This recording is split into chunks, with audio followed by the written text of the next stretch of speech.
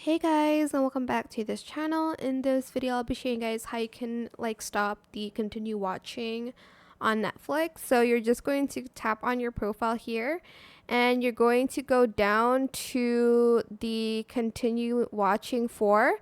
You're going to select the movie from it. So for instance, you want to remove this movie, you're going to select remove from row and you're going to select just cleaning up maybe, and then it's going to be removed from continue watching. I'm just going to undo that though.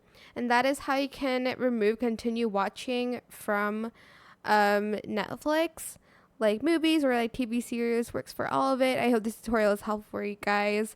Don't forget to like, comment, share. Also subscribe to this channel if you haven't done that already. If you have any more questions about this video, just leave it in the comment section down below. I'll try my best to answer them all for you guys. And if you found this video helpful, please click the thanks button as well. That is it. Thank you so much for watching. Bye.